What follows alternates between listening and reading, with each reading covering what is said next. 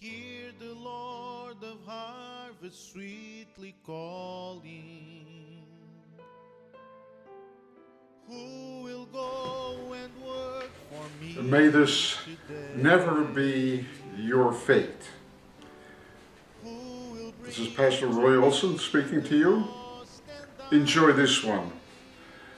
Tom Gray lay down on the barroom floor, having drunk so much he could drink no more, and he fell asleep with troubled brain, and dreamt he rode on the hell-bound train. The engine with blood was red and damp, and brilliantly lit with a brimstone lamp. For fuel the imps were shoveling bones, while the furnace rang with 1,000 groans. The boiler was filled with lager beer, and the devil himself was the engineer. The passengers made such a motley crew: church members, atheists, Gentile, Jew, rich men in broadcloth, beggars in rags, handsome young ladies and withered old hags, yellow and black, red, brown, and white, all chained together. What a terrible sight! The train dashed on at an awful pace, and the hot wind scorched their hands and face. Wilder and wilder the country grew. Faster and faster the engine flew. Louder and louder the thunder crashed, and brighter the lightning flashed. Hotter and hotter the air became, till clothes were burned off each quivering frame. Then out from the distance there rode such a yell. "Aha!" said the devil, "you're now nearing hell." Then oh, how the passengers shrieked in pain, and begged the devil to stop the train. But he capered about and danced in his glee, and laughed and joked at their misery. My faithful friends, you've done the work, and the devil will never a payday shirk. You've bullied the weak and robbed the poor, and your starving brother turned from the door. You've laid up gold where the canker rusts, and you have given free vent to your beastly lust. You've justice scorned and corruption sown, and trampled the laws of nature down. You've drunk, rioted, cheated, plundered, and lied, and mocked at God with your hell-born pride. You've paid full fare, so I'll carry you through. Why, it's only right you should get your due.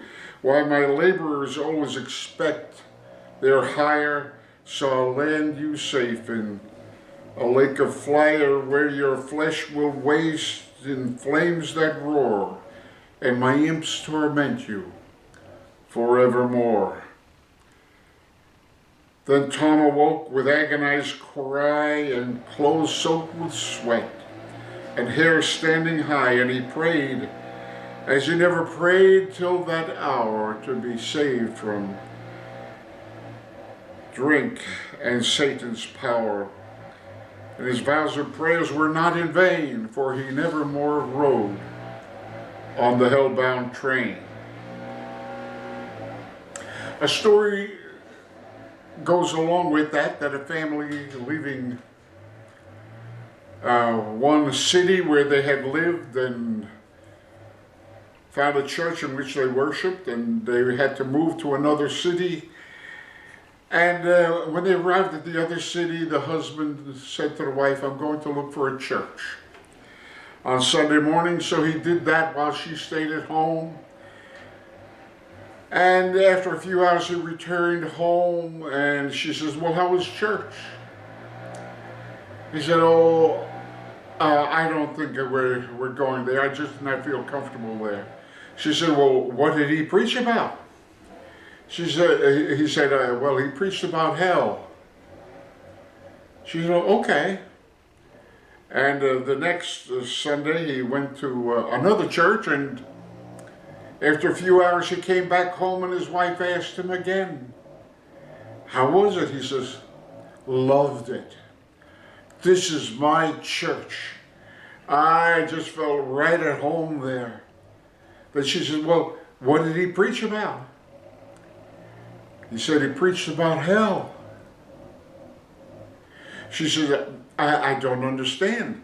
Last week, that preacher preached about hell and you were not comfortable there. And here, this week, this other preacher preached about hell and you loved it. What made the difference? He said, well, last week, the preacher preached about hell and he was glad. He said, let them get their due. Let them go where they deserve. Let them burn in hell.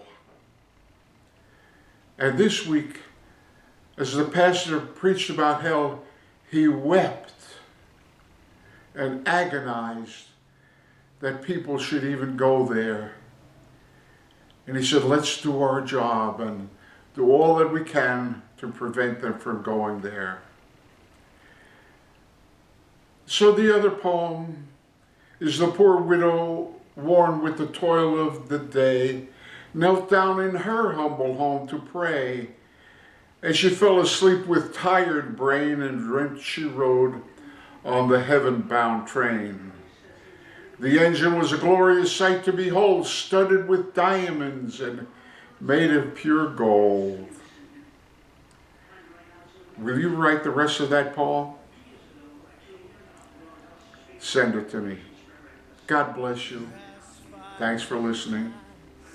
This is Pastor Roy saying goodbye for now. He's riding a white horse across this land. He has fire in his eyes and a sword in his hand. He's riding